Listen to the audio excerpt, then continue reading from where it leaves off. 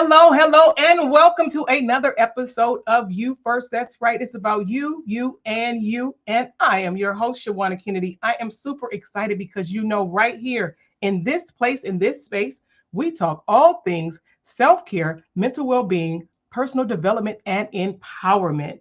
I often share the story about how life snuck up on me, but I guess I should say it didn't sneak up on me. I wasn't paying attention.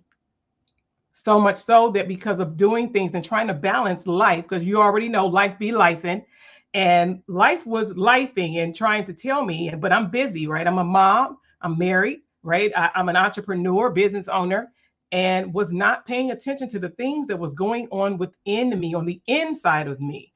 That led me down this self-care, mental well-being journey for better awareness in the things that I need to be paying attention to mentally, physically, and spiritually. In this space, in this place, along the journey, I was then led down the path to then share that with other people who I knew possibly was going through the same thing. I say it was before all things pandemic and the world shutting down, because I was doing this before that was a thing. It is the importance. And when you have the ear of other people and people lean and pull on us, right? You're probably one of those people that people pull on. And sometimes we don't have a place where we can kind of talk it out, right? But I want you to know that this is that place. And in this place, because we talk about mental health, because I'm definitely an advocate for mental health, we bring in experts.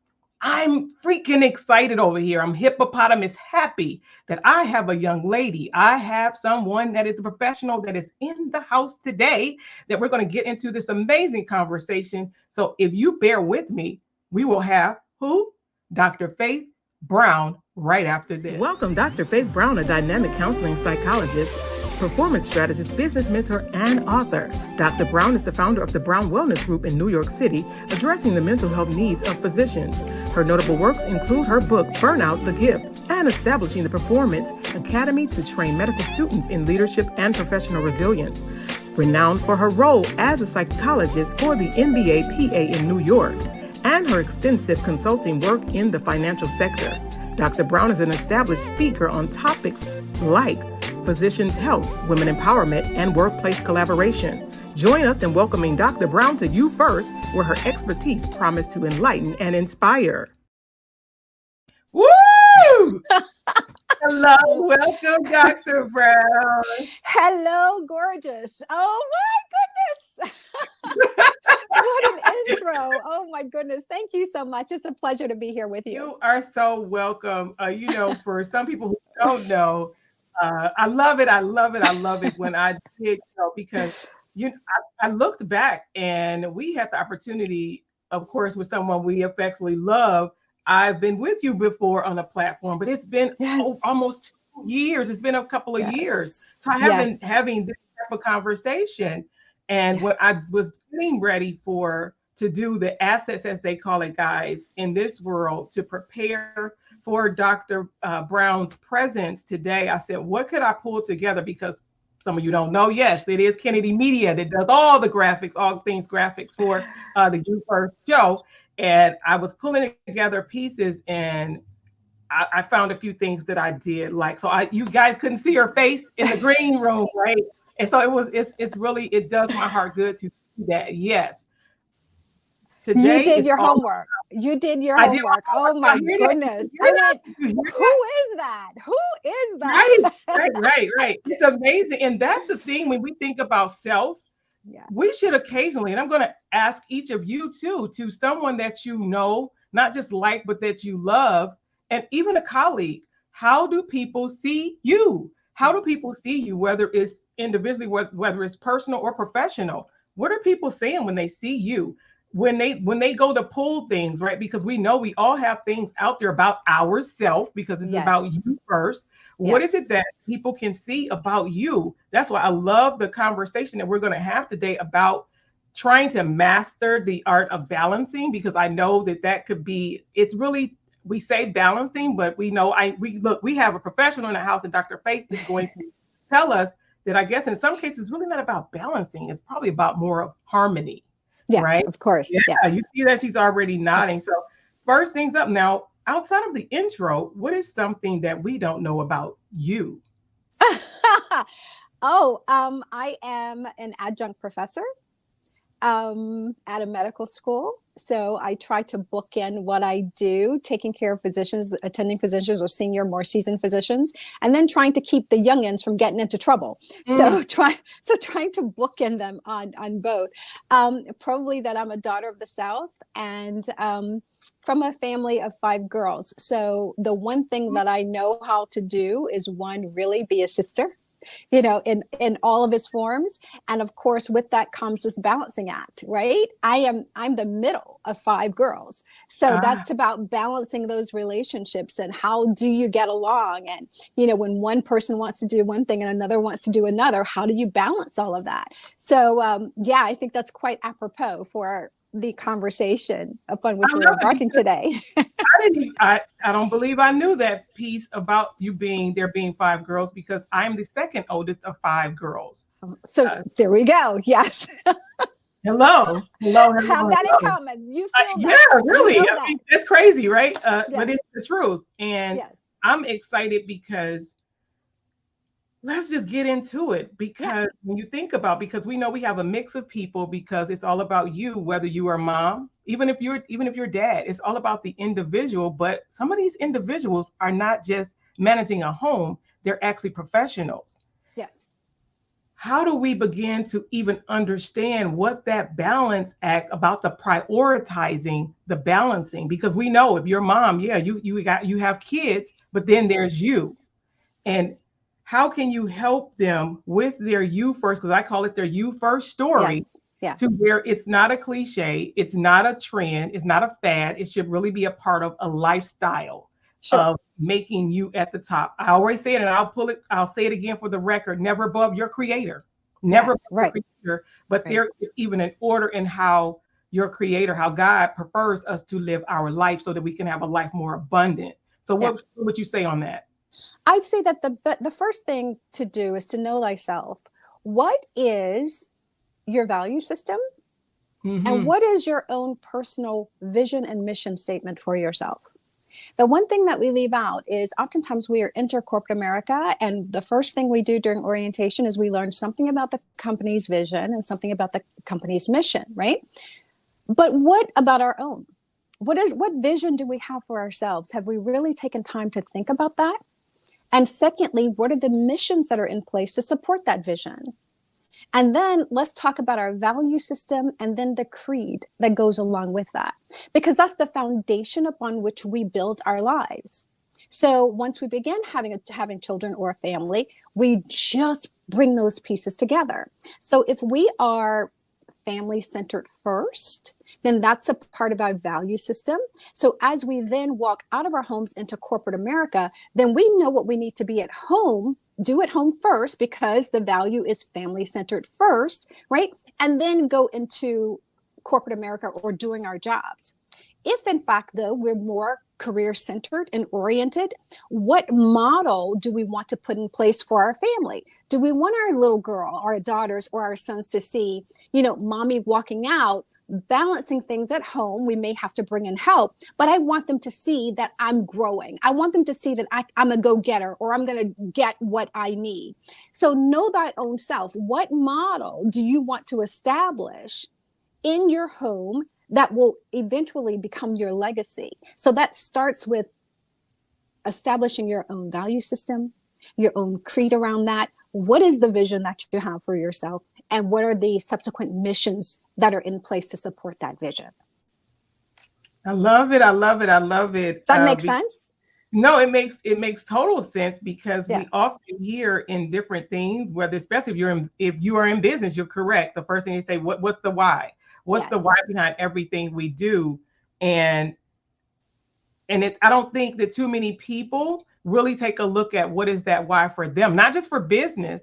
What is Right. it for them holistically as the individual? So could you perhaps right up and through there lean in a little bit to possibly give them some type of a strategy, just real quick, just like, okay, if this is you and you're thinking, Yes. because you're thinking about everything else, you may even have a Yeah. why a home, why the Yeah. car, but Right. what about as the individual, you mirror looking full glass body in the mirror. What's that why? Absolutely, because that's all ancillary. The car, the house, all those things are ancillary. Who am I? We're the nexus. We're in the middle. We're the hub. We're what makes everything spin, and we have to be clear about what that mission is. So if I decide that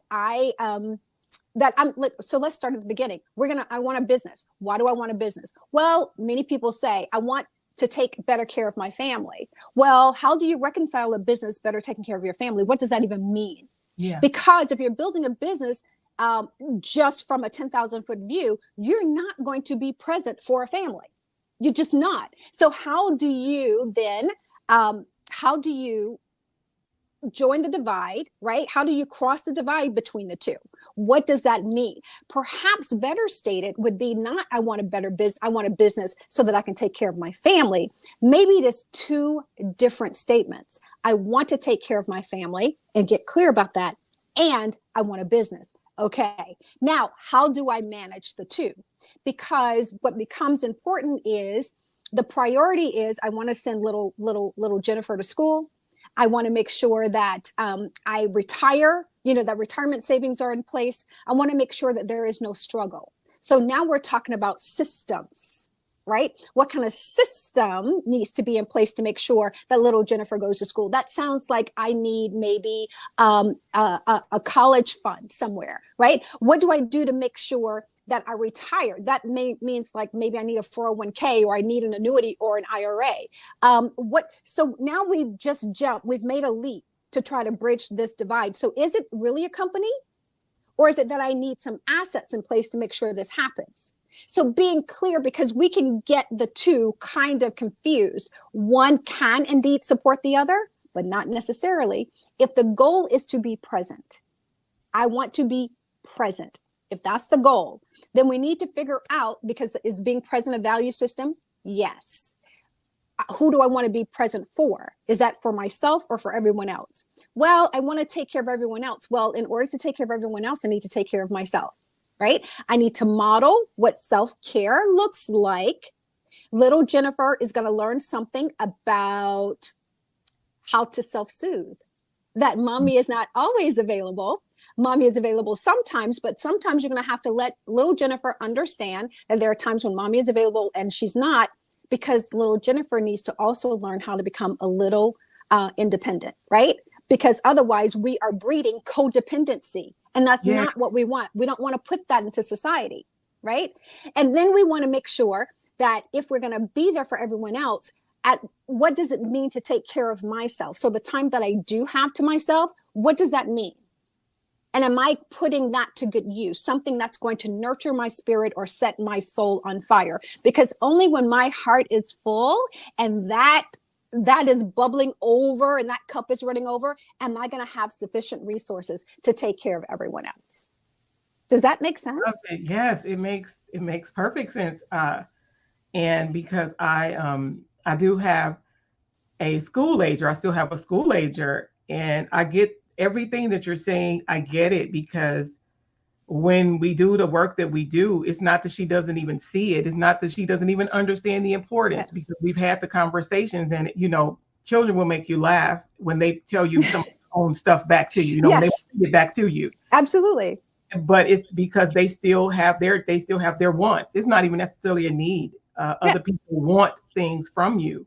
Yes. And when I think about that is then how can we help someone that believes or don't even really understand what is really important and what is like urgent? Because some people think stuff that they want that's urgent, they make it important, but it's not necessarily important, right? Just urgent for them. How can we help them with that? Well, I think it starts with, if we're talking about intra-family, let's talk about something inside the family, then we'll get to outside the family. I think we start initially with teaching. We have to start from the cradle. We have to start from the cradle, unfortunately. And I want to get to the teenagers. But how do we lean into a baby's needs? Right? Like initially when a baby comes here, we know they need to be fed. We know they need to be diapered, right? But then we will sometimes take it up on ourselves to overly compensate. Honey, do you need anything? What's wrong? What's going on? When in fact, there's nothing going on. But we're teaching that brain, oh, mommy is always here. Mommy is always here. And I just have to say, I want, I want, I want. We've taught that to them. They didn't just pick it up. We taught it to them, right? So at some point we have to learn that, or teach them, and I think we have to learn ourselves, that we don't have to be ever present that way. We're present, we're there to meet their needs, but we're not necessarily there to meet their wants in an urgent way. Mm-hmm. So teaching them, like, no. Here are some things you can do for yourself. You don't need mommy for this, right? But here are things for which I will be present for. That comes with making sure that in all those moments, when we are at work, we're fully present. And when we're home, that we're fully present, to explain those things, to experience those things with them. And as a matter of fact, depending on the age of the child, it's important sometimes to bring the child along with us in the workspace to say, I want you to just understand fully what mommy does. So when I say this, you'll know exactly what's going on, right? And then we will get to whatever your needs are. If it's urgent, if it's urgent, mommy is going to always be there. But sometimes there are times when I can't be, and we will get to it. Your needs are not going to go unmet. So we do have to teach children that there are some things that are urgent, and there are some things that are maybe a priority to them that the sky is not going to fall if it doesn't happen right now. And that's the litmus test for us adults as well as the children. If this doesn't happen right now, is the sky going to fall? Yeah, but now the sky is not going to fall. But the sky, we believe the sky is falling. What are you talking about? Yes, the sky is falling. So tell me about it. So tell me about it.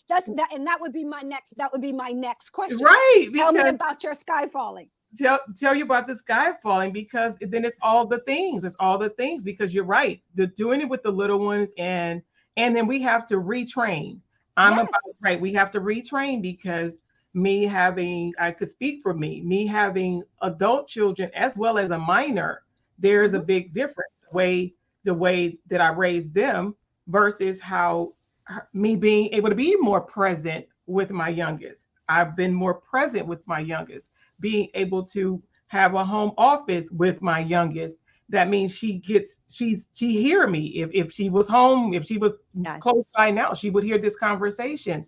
And those are some of the things that it's like the sky is falling when you know that I am still just across the room or on the other side of the wall. And how do we help those, especially for people who may not work at home? What about the parents that really do come and go, but then you said it, they're overcompensation. Yeah. What does that do to self? When we think about the overcompensation of whether it's your children, whether it's your spouse, because some people, if they're being honest, right? If they're being honest, they've said it. They believe that their spouses are like another child. But we already know that whole another episode for another day, and the whole dynamic of setting that up that way. Absolutely. Absolutely. And let me ask you, and you're, that situation is not unlike many in America, where we have like older adults and then we have, a little one at home, a minor at home, right? So the question becomes, although we're fully present, are we equally disciplined? That's good. So the discipline that we had with the older adults, did we exercise that same level of discipline with this little one? Or because we were in a different financial status, a different economic bracket, or we could breathe a little bit, did we then just kind of like go, oh, it's okay if little Sally jumps up and down on the couch? We let her get away with things we would never let the older ones get away with, right? So while we're fully present, were we also equally disciplined in all areas? Love that. You hearing that, equally disciplined, because of what I have discovered in being a mom, and even if they were equally disciplined, it's sometimes I'm still different with each child, and each child is different. Mm-hmm. Mm-hmm. So there's that piece, because I say my youngest get the best of me because of the season of my life that I am in. That's right. That's right. Let me give you an example, and many of your audience members will disagree with me. So get ready for these letters, okay? And it's okay. There was a time, and I'm about to date myself, but seasons in our lives, right? There was a time when parents made breakfast. Mm-hmm. And they made breakfast, and breakfast was whatever breakfast was. And if there were 5 kids, all 5 kids ate the same breakfast. Or you didn't eat, but you ate the same breakfast. Breakfast was there. Fast forward, we're now at a time when we ask, what do you want? What do you want? What do you want? What do you want? And we have 5 different breakfasts, 5 different choices for these little ones. So now we had parents who says, here is breakfast, kids, who probably had as many things going on as we do today. But they decided, here is a nutritious breakfast.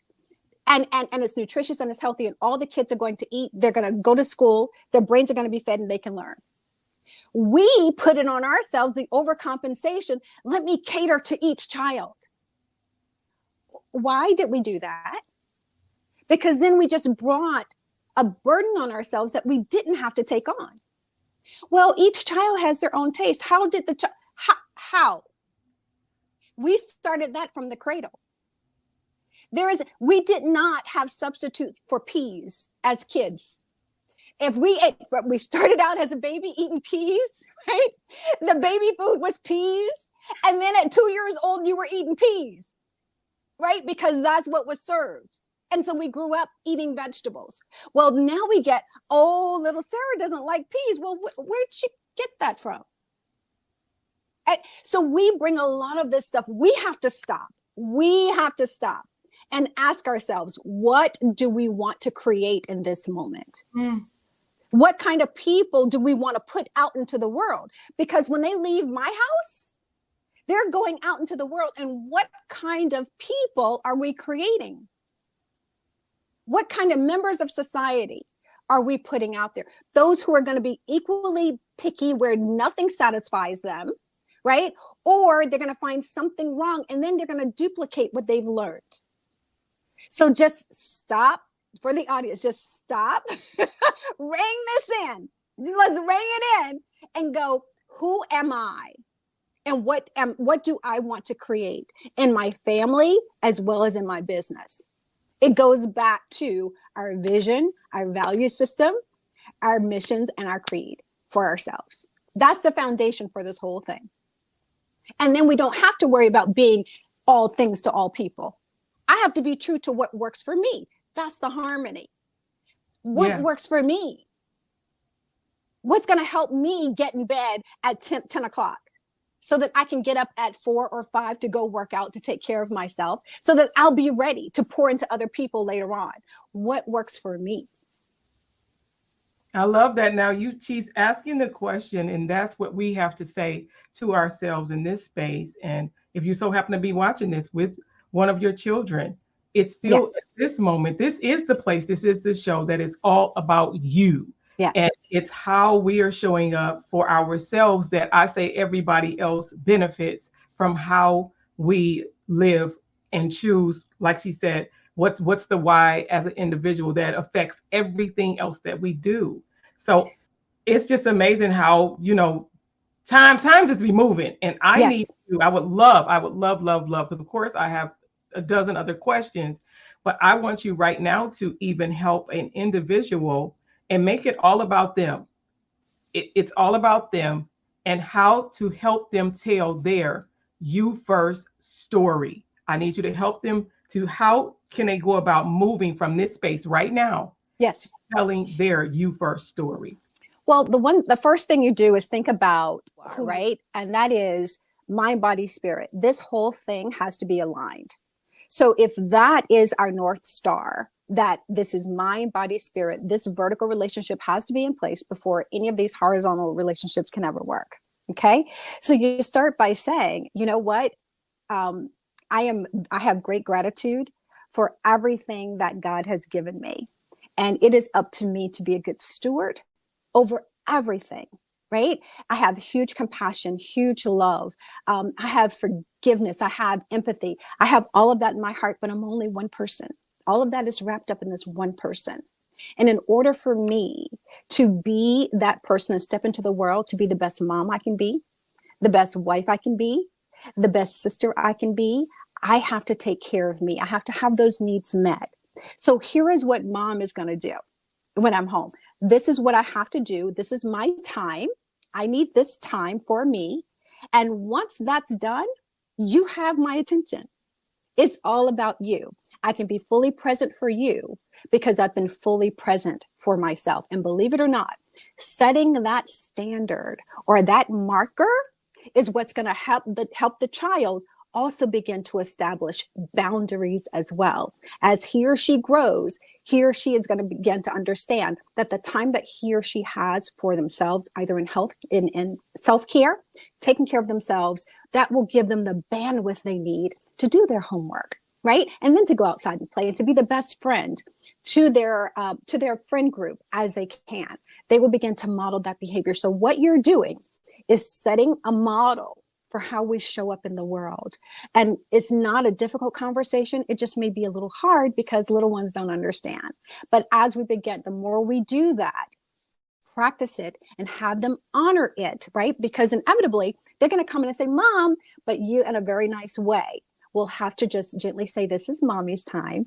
I'm going to be with you. And you guys should have either a safe word or an emergency word. So if the sky is really falling, and you're in mommy time, that once they say that word, you understand that it's an emergency. But barring an emergency, this is mommy's time. Okay. So I hope that helps you. I hope that that gives you a place to start. Yes. and that once we begin to put that model into the world, then we know that we're creating other independent contributing members of society. I love it. This has been amazing. You guys already know, yes, I'm going to be beating her door down so we can extend this conversation. Sure. This has been really helpful because we really do. And it's not just the once a year. These are things we need to constantly keep at the forefront. I'm a big proponent of even the 5 W's. Of course, the first one being, with who is yes. all of this for. The who in all of this is you. It is you. Yes. It's about you. And so I appreciate you so much, Dr. Faith. Thank you so much. Stopping by you first. And you have helped give us something else, some other things to think about to just strengthen us along this journey, along our You First journey, along this journey of self-discovery, of being better for ourselves so that we can go out and continue to impact the world. Better for ourselves is right. And I'm going to ask your audience to do themselves, to take the time to do the homework. Figure out the value system, write it down. Figure out your creed, write it down. Figure out your vision. What is the vision for yourself, right? And then write down the missions that support that and work from that template. If it doesn't fit, if it doesn't fit the mission or the vision, that's something that you don't need to deal with at all. It's not a part of the vision. It is. We don't even think about it. It's not a part of the vision. So once we define that, we have a boundary. We have a template to work, a model to work within. And that relieves some of this pressure from going, all over the place and feeling like we have to be all things to all people at the time they want us to be, because it's not so important. It doesn't quite fit the vision. So I hope that helps. I'm so glad to be a part of this conversation with you. Thank you so much. It's been a pleasure. I appreciate it. Dr. Faith, don't you go anyplace. I'll be right back with you.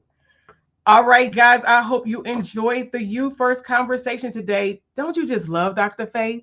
Think about the things that she said. If you know me, it's all about even the 5 W's. And a part of that is doing your self-work. What is the who? The who is you. Sometimes we make other people our who. No, it's not always about them. Yes, they're important. Yes, they are. They are very important. And they're a large part of the reason why we do what we do. But at the end of the day, it's about you and what is your call? What's your assignment in life, right? What is on you? What's that calling? I want you to do something today that your future self will thank you for, and that's being a better you. I appreciate you for being a part of today's show. Make sure you follow me on all social media platforms, and I am here for you. Don't forget to like and subscribe, and I'll see you guys on another episode of What? You First. Bye for now.